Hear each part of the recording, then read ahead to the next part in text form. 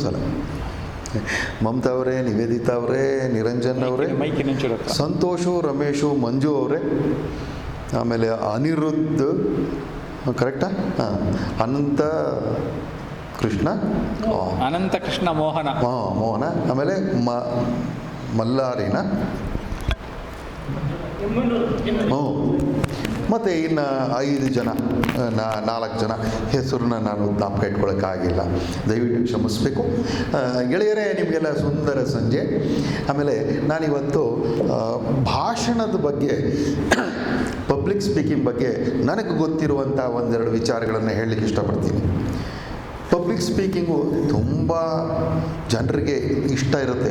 ನಾನು ಪಬ್ಲಿಕ್ಕಲ್ಲಿ ನಾನು ಒಂದು ವೇದಿಕೆ ಮೇಲೆ ನಿಂತ್ಕೊಂಡು ಮಾತನಾಡಬೇಕು ಅಂತ. ಆದರೆ ಆ ವೇದಿಕೆ ಹತ್ತಿರ ಹೋಗಿದ ತಕ್ಷಣ ಏನೋ ಒಂಥರ ಕಂಪನ ಶುರುವಾಗ್ಬಿಡ್ತದೆ, ಏನೋ ಒಂದು ಹಿಂಜರಿಕೆ ಇರುತ್ತೆ. ನಾವು ಹೇಳಬೇಕು ಅಂತಿರೋದು ಎಲ್ಲವೂ ಕೂಡ ಮರ್ತೋಗುತ್ತೆ, ಅಥವಾ ಜ್ಞಾಪಕ ಇದ್ದರೂ ಗಂಟಲಿಂದ ಹೊರಗೆ ಬರೋದೇ ಇಲ್ಲ.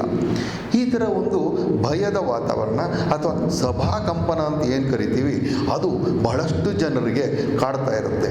ಮತ್ತು ನಾವು ಫ್ರೀಯಾಗಿ ಏನನ್ನು ನಾವು ಹೇಳಬೇಕು ಅನ್ನೋದಕ್ಕೆ ಆಗೋದೇ ಇಲ್ಲ.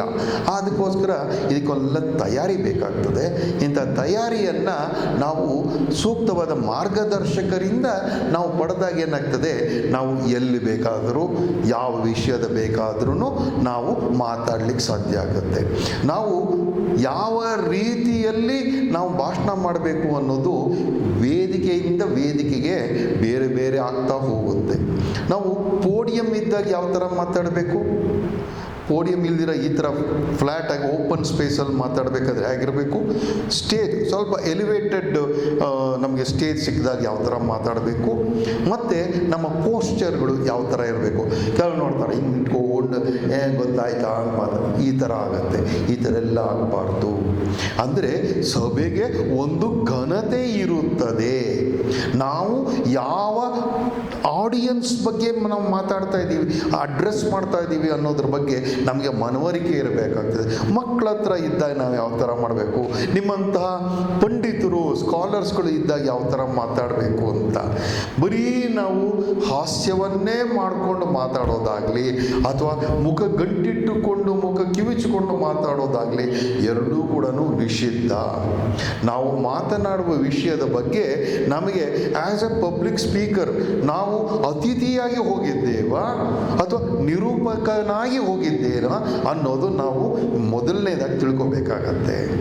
ಸ್ಪೀಕರ್ ಜೊತೆನಲ್ಲಿ ನಾವು ಕಂಟೆಂಟ್ ಅಂದರೆ ಯಾವ ವಿಷಯದ ಬಗ್ಗೆ ಮಾತನಾಡಬೇಕು ಅನ್ನೋದ್ರ ಬಗ್ಗೆ ನಾವು ಖಚಿತತೆ ಇರಬೇಕು. ಅದ್ರ ಬಗ್ಗೆ ನಾವು ಅಧ್ಯಯನ ಮಾಡಿರಬೇಕು, ತಯಾರಿ ಮಾಡ್ಕೋಬೇಕು. ಪ್ರಿಪ್ರೇಷನ್ ಅಂತ ಏನು ಹೇಳ್ತೀವಿ ಅದು ತುಂಬ ಮುಖ್ಯ ಆಗ್ತದೆ.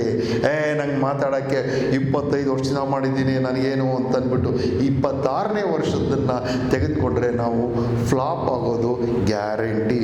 ಪ್ರತಿಯೊಂದು ವೇದಿಕೆ ಹತ್ತುವಾಗಲೂ ಕೂಡ ಇದು ನನ್ನ ಮೊದಲನೇ ಪ್ರಯತ್ನ, ಇದನ್ನು ನಾವು ಚೆನ್ನಾಗಿ ಮಾಡಬೇಕು, ಮಾಡಿದ್ರೇ 2ನೇ ವೇದಿಕೆಗೆ ನನ್ನನ್ನು ಕರೀತಾರೆ ಅನ್ನೋ ಆ ಭಾವನೆಯಿಂದ ನಾವೇನಾದರೂ ಶುರು ಮಾಡಿದ್ರೆ ನಾವು ಸಕ್ಸಸ್ ಆಗ್ಲಿಕ್ಕೆ ಸಾಧ್ಯ.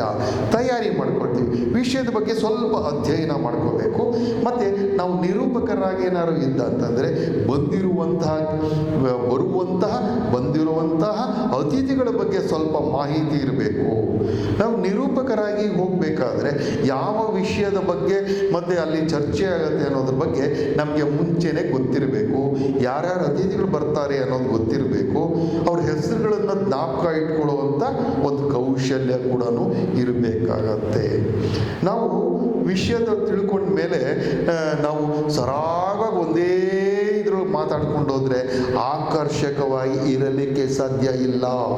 ಅಲ್ಲಿ ಸ್ವಲ್ಪ ಏರಿಳಿತಗಳನ್ನು ಕೊಟ್ಟಾಗ ನಾವು ಸ್ಟ್ರೆಸ್ ಮಾಡುವುದು, ಇಂಪ್ರೆಸ್ ಮಾಡುವುದು ಯಾವುದಾದ್ರು ವಿಚಾರ ಇದ್ದರೆ ಅದನ್ನು ನಾವು ಗೊತ್ತಿರಬೇಕು.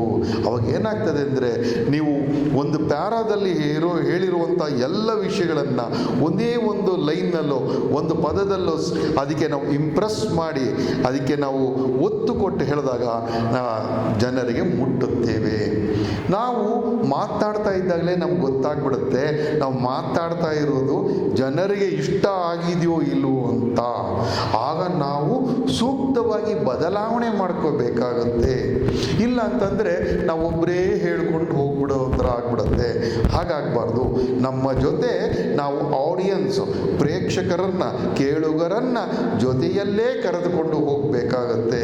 ಇದರ ಜೊತೆಯಲ್ಲಿ ನಾವು ನಿರೂಪಕರಾಗಿದ್ದಾಗಲೂ ಕೂಡ ಅತಿಥಿಗಳು ಮಾತನಾಡುವ ಭಾಷಣಗಳಿಂದ ಏನಾದರೂ ಅಲ್ಲಿ ಬೇಸರದೋ ಮುಜುಗರದ ವಿಚಾರ ಏನಾದರೂ ಬಂದರೂ ಕೂಡ ನಿರೂಪಕ ಅದನ್ನು ಮರೆಮಾಚಿ ಒಳ್ಳೆಯ ಅಭಿಪ್ರಾಯವನ್ನೇ ಅಲ್ಲಿ ಸೃಷ್ಟಿಯಾಗುವ ಹಾಗೆ ನೋಡಿಕೊಳ್ಬೇಕಾಗತ್ತೆ. ಆಮೇಲೆ ಇಷ್ಟೇ ಅಲ್ಲ, ನಿರೂಪಕನಾಗಿ ಮಾತನಾಡಬೇಕಾದಾಗ ಅತಿಥಿಗಳಿಗಿಂತ ಜಾಸ್ತಿ ವಿಚಾರಗಳನ್ನು ಹೇಳುವುದು, ಅತಿಥಿಗಳಿಗಿಂತ ದೊಡ್ಡ ಭಾಷಣ ಮಾಡಬಾರದು. ನಿರೂಪಕನಾಗಿರುವಾಗ ಒಂದು ಲೈನ್ನಲ್ಲೇ ಮುಗಿಸ್ಬೇಕು. ಅದಕ್ಕೋಸ್ಕರನೇ ವೋಟ್ ಆಫ್ ಥ್ಯಾಂಕ್ಸ್ ಕೊಡಬೇಕಾದ್ರೂ ಅಷ್ಟೇ, ವೋಟ್ ಆಫ್ ಥ್ಯಾಂಕ್ಸ್ ಮಾಡಬೇಕು ಬನ್ನಿ ಅಂತ ಕರೆದಾಗ ಎಷ್ಟೋ ಕಡೆ ಏನಾಗುತ್ತೆ ಅಂದರೆ ಮುಖ್ಯ ಅತಿಥಿಗಳು ಭಾಷಣದ ಥರನೇ ಮಾಡಿಬಿಟ್ಟಿರ್ತಾರೆ. ಅದಕ್ಕೇನಾಗುತ್ತೆ, ಅದರ ಸೊಗಸು ನಾವು ಕಳ್ಕೊಂಡ್ಬಿಡ್ತೀವಿ. ಆ ಸೊಗಡು ಮತ್ತು ಸೊಗಸನ್ನು ಉಳಿಸಿಕೊಂಡು ನಾವು ಒಬ್ಬ ಭಾಷಣಕಾರನಾಗಿ ಹೋಗಬೇಕು ಅಂತಂದರೆ ನಮ್ಮ ಉಡುಪುಗಳು ಕೂಡ ಮುಖ್ಯ ಆಗ್ತದೆ. ನಾವು ಯಾವ ಸಂದರ್ಭಕ್ಕೆ ಭಾಷಣ ಮಾಡ್ತಾ ಇದ್ದೀವಿ, ಎಲ್ಲಿ ನಾವು ಭಾಷಣ ಮಾಡ್ತಾ ಇದ್ದೀವಿ, ಒಂದು ದೇವಸ್ಥಾನಕ್ಕೆ ಹೋದಾಗ ನಮ್ಮ ಉಡುಪು ಯಾವ ಥರ ಇರಬೇಕು, ಅಥವಾ ಒಂದು ರಾಜಕೀಯ ಒಂದು ಭಾಷಣ ಮಾಡೋದಕ್ಕೆ ಹೋದಾಗ ಯಾವ ಥರ ಇರಬೇಕು ಅನ್ನೋದನ್ನು ನಾವು ಅರಿತುಕೋಬೇಕಾಗ್ತದೆ. ಅಲ್ಲಿ ನಮ್ಮ ಹಾವಭಾವಗಳು ಕೂಡ ಮುಖ್ಯ ಆಗುತ್ತೆ. ಹಾಗೆಯೇ ನಾವು ಮಧ್ಯದಲ್ಲಿ ಎಲ್ಲಾದರೂ ಒಂದು ಕಡೆ ಬೇಸರ ಮೂಡಿಸುವ ಮೊನೋಟೋನಸ್ ಅಂತ ಏನು ಹೇಳ್ತೀವಿ, ಆ ಥರದ್ದೇನೋ ಆಗ್ತಾ ಇದೆ ಅಂದಾಗ ಅಲ್ಲಿ ಜನಗಳನ್ನು ಎಚ್ಚರಿಸುವ, ಅವ್ರಿಗೊಂದು ಸ್ವಲ್ಪ ಸ್ಫೂರ್ತಿ ಬರುವ, ಇನ್ಸ್ಪೈರ್ ಆಗುವ ಹಾಗೆ ಒಂದು ಸ್ವಲ್ಪ ಹಾಸ್ಯವನ್ನು ಕೂಡ ತುಂಬ ಮಿತವಾಗಿ ಅದಕ್ಕೆ ಅವಶ್ಯಕತೆ ಇರುವ ಹಾಗೆ ಬಳಸಿಕೊಳ್ಳಬಹುದು. ಇಲ್ಲ ಅಂತಂದರೆ ಬರೀ ಹಾಸ್ಯವನ್ನೇ ನಾವು ಹಾಸ್ಯೋತ್ಸವ ಆಗೋದಾದರೆ ಅದು ಬೇರೆ. ನಾವು ಒಬ್ಬ ಭಾಷಣಕಾರನಾಗಿ ನಾವು ಹೋಗಬೇಕು ಆದಾಗ ನಾವು ಎಲ್ಲ ಎಚ್ಚರಿಕೆಯನ್ನು ವಹಿಸ್ಕೊಳ್ಬೇಕು. ನಮ್ಮ ಹಾವಭಾವ, ನಮ್ಮ ಉಡುಪು, ನಮ್ಮ ಫಿಸಿಕಲ್ ಸ್ಟ್ರೆಂತ್ ಮತ್ತು ಫಿಸಿಕಲ್ ಅಪಿಯರೆನ್ಸ್, ನಮ್ಮ ಪ್ರೆಸೆಂಟೇಷನ್ ಹೇಗಿರಬೇಕು ಅಂತ ಎಲ್ಲೋ ಒಂದು ಕಡೆ ಎಲ್ಲೋ ನೋಡ್ಕೊಂಡು ಮಾತಾಡ್ತಾ ಇರೋದು. ನೋಡಿ ಜನಗಳೇ ಅಂತ ನಾವು ಫ್ಯಾನ್ ನೋಡ್ಕೊಂಡು ಮಾತಾಡಿದ್ರೆ ಜನಗಳ ಜೊತೆಯಲ್ಲಿ ನಮಗೆ ಕಾಂಟ್ಯಾಕ್ಟ್ ಬರೋದಿಲ್ಲ. ಐ ಟು ಐ ಕಾಂಟ್ಯಾಕ್ಟ್ ಬೇಕಾಗ್ತದೆ. ಮೇಡಮ್ ಕರೆಕ್ಟಾ ನಾನು ಹೇಳಿರೋದು ಅಂತ ಕೇಳೋ ಹಾಗಿರಬೇಕು. ಕೊನೆಯಲ್ಲಿ ಸಾಲಿನಲ್ಲಿ ಕುಳಿತಿರುವಂಥ ಒಬ್ಬ ಪ್ರೇಕ್ಷಕ ಕೂಡ ನನ್ನನ್ನು ನೋಡ್ತಾ ಇರಬೇಕು. ಹಾಗೆ ಎಲ್ಲರ ಮನಸ್ಸನ್ನು, ಎಲ್ಲರ ಕಿವಿಗಳನ್ನು ನನ್ನ ಕಡೆಗೆ ಆಕರ್ಷಣೆಯಿಂದ ಇಟ್ಕೊಳ್ಬೇಕಾಗ್ತದೆ. ಇದಕ್ಕೋಸ್ಕರ ನಾವು ಹಿತವಾಗಿ ಮಿತವಾಗಿ ಮಾತನಾಡಬೇಕು. ಮಾತಾಡೋದಕ್ಕೆ ಸರಿಯಾದ ಸಿದ್ಧತೆ ಇರಬೇಕು. ಸಿದ್ಧತೆಗೆ ಜೊತೆಯಲ್ಲಿ ನಮ್ಮ ಉಡುಪು, ನಮ್ಮ ಹಾವಭಾವಗಳನ್ನು ಕೂಡ ನಾವು ಏನು ಹೇಳ್ತೀವಿ ರಿಫೈನ್ ಮಾಡ್ಕೋಬೇಕಾಗ್ತದೆ. ಎಲ್ಲಂದ್ರಲ್ಲಿ ಹೇಗಂದ್ರೆ ಹಾಗೆ ನಾವು ಮಾತಾಡಲಿಕ್ಕೆ ಹೋಗಬಾರ್ದು. ಯಾಕಂದರೆ ನಾವು ನಗೆಪಾಟಲಿಗೆ ಗುರಿಯಾಗುವ ಸಂಭವ ಜಾಸ್ತಿ ಇರುತ್ತೆ. ಆಮೇಲೆ ಸಭಾಕಂಪನ, ಸ್ಟೇಜ್ ಫಿಯರು ಅದೆಲ್ಲವನ್ನು ಕೂಡ ಸ್ಟೇಜ್ ಇರುತ್ತೆ, ಸ್ಟೇಜ್ ಫಿಯರ್ ಅನ್ನೋದಿಲ್ಲ. ನಾವು ಸ್ಟೇಜು ಅಲ್ಲಿರುತ್ತೆ, ನಮ್ಮಲ್ಲಿ ಫಿಯರ್ ಇರುತ್ತೆ. ನಮ್ಮಲ್ಲಿರುವ ಫಿಯರ್ನ ತೆಗೆದುಬಿಟ್ರೆ ಬರೀ ಸ್ಟೇಜ್ ಇರುತ್ತೆ. ಫಿಯರ್ ಯಾಕೆ ಬರುತ್ತೆ ಅಂತಂದರೆ ನಮಗೆ ಕಾನ್ಫಿಡೆನ್ಸ್ ಇಲ್ಲದೆ ಇದ್ದರೆ ಮಾತ್ರನೇ ಬರೋದು. ಕರೆಕ್ಟಾ? ಅವರು ತುಂಬ ಸುಂದರವಾಗಿ ಇವತ್ತು ಡ್ಯಾನ್ಸ್ ಮಾಡಿದ್ರು. ಅವ್ರು ಯಾವುದೂ ಅಡ್ಡಿ ಆತಂಕ, ಯಾವುದು ಇನಿಬಿಷನ್ಸ್ ಇರಲಿಲ್ಲ. ಅದಕ್ಕೋಸ್ಕರ ಕೈಗಳನ್ನು ತುಂಬ ಚಾಚಿ ಮೇಲಿಂದ ಡ್ಯಾನ್ಸ್ ಮಾಡಿದ್ರಲ್ಲ. ಹಾಗೆ ನಮಗೆ ಕಾನ್ಫಿಡೆನ್ಸ್ ಬಂದಾಗ ನಮ್ಮನ್ನು ನಾವು ತೆರೆದುಕೊಳ್ಳುತ್ತೇವೆ. ಹಾಗೆ ತೆರೆದುಕೊಂಡಾಗ ನಾವು ಪ್ರಾಮಾಣಿಕರಾಗಿ ಇರುತ್ತೇವೆ. ಯಾವಾಗ ನಾವು ಪ್ರಾಮಾಣಿಕರು ಅಂತ ಬೇರೆಯವ್ರಿಗೆ ಗೊತ್ತಾಗುತ್ತೋ ಅವರು ನಮ್ಮ ಜೊತೆಯಲ್ಲಿ ಕನೆಕ್ಟ್ ಮಾಡ್ಕೊಳ್ತಾರೆ. ಕನೆಕ್ಟ್ ಮಾಡಿಕೊಂಡಾಗ ನಾವು ಹೇಳುವಂಥ ವಿಚಾರಗಳನ್ನು ಅವರು ಶ್ರದ್ಧೆಯಿಂದ ಕೇಳಿಸಿಕೊಂಡು ಅದನ್ನು ಒಪ್ಪಿಕೊಳ್ಳುವ ಸಂಭವ ಜಾಸ್ತಿ ಇರುತ್ತೆ. ಹಾಗಿಲ್ಲದ ಪಕ್ಷದಲ್ಲೂ ಕೂಡ ಒಳ್ಳೆಯ ಸ್ನೇಹಿತರ ಒಂದು ಸಮೂಹವನ್ನೇ ನಾವು ಗಳಿಸಿದ ಒಂದು ಸಮಾಧಾನ ನಮ್ಮದಾಗುತ್ತೆ. ಅದಕ್ಕೋಸ್ಕರ ಒಬ್ಬ ಭಾಷಣಕಾರ ಸುಮ್ಮನೆ ಮಾತುಗಳನ್ನು ಹೇಳ್ತಾನೆ ಅಂತ ಅಷ್ಟೇ ಅಲ್ಲ, ಪರಿಣಾಮಕಾರಿಯಾಗಿ ಭಾಷಣ ಮಾಡುವುದು ತುಂಬ ಮುಖ್ಯ ಅನ್ನೋದು ಇಲ್ಲಿ ನಾವು ಒತ್ತು ಕೊಡಬೇಕಾಗಿರೋದು. ನಾವು ಕೇಳಿದ ಹಾಗೆ ಗಾಂಧೀಜಿಯವರ ಭಾಷಣ, ನೆಹರು ಅವರ ಭಾಷಣ, ಈ ಥರ ಎಲ್ಲ ದೊಡ್ಡ ದೊಡ್ಡ ಮಹನೀಯರ ಭಾಷಣಗಳನ್ನು ಅಥವಾ ಗುರುರಾಜ ನಾಯ್ಡು ಅವರ ಹರಿಕತೆಯನ್ನು ಕೇಳೋದಕ್ಕೋಸ್ಕರ ಎಷ್ಟೋ ಜನ ಎಲ್ಲೆಲ್ಲಿಂದನೋ ಬಂದು ಕಾಯ್ತಾ ಇದ್ರು ಅಂತ. ಇವಾಗ ಏನಾಗಿದೆ ಅಂತಂದರೆ ಅಂದರೆ ನಿಮಗೆ ಅಂತಹ ಭಾಷಣಕಾರರು ನಿಮ್ಗೆ ತುಂಬ ಕಡಿಮೆ ಸಿಗ್ತಾ ಇದ್ದಾರೆ ಅನಿಸುತ್ತೆ. ನನಗೆ ತುಂಬ ಇಷ್ಟ ಆಗಿರೋದು ಬರಗೂರು ರಾಮಚಂದ್ರಪ್ಪನವರ ಭಾಷಣದ ಶೈಲಿ. ಅದು ತುಂಬ ಒಳ್ಳೆ ಬೆಣ್ಣೆ ಥರ ಮಾತಾಡ್ತಾರೆ. ನಿಜವಾಗ್ಲೂ ಅದನ್ನು ಒಂದು ಸಲ ಕೇಳಿ, ಬೇಕಾದ್ರೆ ನಾನು ಕೇಳಿ ಅವರು 20-25 ವರ್ಷದಿಂದ ಕೇಳ್ತಾ ಇದ್ದೆ. ಅದಕ್ಕೆ ಆ ರೀತಿ ನಮಗೆ ಯಾರಾದರೂ ಒಬ್ಬರ ಒಂದು ಶೈಲಿ ಅಥವಾ ಅವ್ರು ಮಾತನಾಡುವ ವಿಷಯದ ಬಗ್ಗೆ ನಮಗೆ ತುಂಬ ಇನ್ಸ್ಪೈರ್ ಆಗಿಬಿಟ್ಟಿರ್ತೀವಿ. ಇದೇ ರೀತಿ ನಾವು ಭಾಷಣ ಮಾಡೋದ್ರಿಂದ ಇನ್ನೊಬ್ಬರ ಮೇಲೆ ಪ್ರಭಾವ ಬೀರಲಿಕ್ಕೆ ಸಾಧ್ಯ ಆಗ್ತದೆ ಅಂದಾಗ ನಾವು ವಿಷಯಗಳನ್ನು ಅವರಿಗೆ ಮುಟ್ಟಿಸ್ಲಿಕ್ಕೆ ಸಾಧ್ಯ. We can create, generate opinions. ಯಾವುದಾದ್ರೂ ಒಂದು ವಿಚಾರದ ಬಗ್ಗೆ, ಯಾವುದಾದ್ರೂ ಒಂದು ಕ್ಲಿಷ್ಟವಾಗಿರೋ ಸಮಸ್ಯೆಯ ಬಗ್ಗೆ ನಾವೊಂದು ಒಳ್ಳೆಯ ಭಾವನೆಗಳನ್ನು ಜನಗಳಲ್ಲಿ ಬಿತ್ತಲಿಕ್ಕೆ ಸಾಧ್ಯ. ಅದರಿಂದ ಒಂದು ಒಪಿನಿಯನ್ ಜನರೇಟ್ ಮಾಡಿಸ್ಲಿಕ್ಕೂ ಸಾಧ್ಯ ಆಗ್ತದೆ. ಇಂಥ ಪವರ್ ಇರೋದು, ಪವರ್ಫುಲ್ ಲ್ಯಾಂಗ್ವೇಜ್, ಪವರ್ಫುಲ್ ಟಂಗ್ ಇರೋದು ಒಬ್ಬ ಒಳ್ಳೆಯ ಭಾಷಣಗಾರನಿಗೆ. ಸೊ ಅದಕ್ಕೋಸ್ಕರ ನಾವೆಲ್ಲರೂ ಕೂಡ ಉತ್ತಮ ಭಾಷಣಕಾರನಾಗಬೇಕು ಅಂದರೆ ತಯಾರಿ ಮಾಡ್ಕೋಬೇಕು. ತಯಾರಿಗೆ ನಮ್ಮ JP ಸರ್ ಅಂತವರು ಅವರ ಹೆಸರಿನಲ್ಲೇ ಇರೋ ಹಾಗೆ ಜಯವೂ ಇದೆ, ಪ್ರಕಾಶವೂ ಇದೆ. ಆದ್ದರಿಂದ ನಮ್ಮ ಹೋಗಬೇಕಾಗಿರೋ ಮಾರ್ಗ ನಮಗೇನು ಕತ್ತಲಿಲ್ಲ. ನಾವು ಏನು ಅಂದರಲ್ಲ, ಚೆನ್ನಾಗಿ ನಡ್ಕೊಂಡು ಹೋಗ್ಬೋದು. ಮತ್ತು ಯಶಸ್ಸನ್ನು ಗಳಿಸೋದು ತುಂಬ ಸುಲಭ ಆಗುತ್ತೆ. ಒಳ್ಳೆ ಭಾಷಣಕಾರರನ್ನ ನೀವಿಲ್ಲಿರೋರು ಸಾಹೇಬರು ತುಂಬ ಚೆನ್ನಾಗಿ ಮಾತಾಡಿದ್ರು. ನನಗೆ ಎಲ್ಲರ ಬಗ್ಗೆ ನನಗೆ ಗೊತ್ತಿಲ್ಲ ಯಾವ ಥರ ಮಾತಾಡೋದ್ರಿಂದ. ನೀವು ಅಷ್ಟೇ, ನಿಮ್ಮ ತಮ್ಮನೂ ಅಷ್ಟೇ. ಇಬ್ಬರು ಯಾವಾಗಲೂ ನಗುಮುಖ, ಯಾವಾಗ ನೋಡಿದ್ರು ನಗ್ನುತ್ತೆ. I really love people laughing. ಯಾವಾಗಲೂ ನಗುಮುಖ ಎಷ್ಟು ಸುಂದರವಾಗಿರುತ್ತೆ.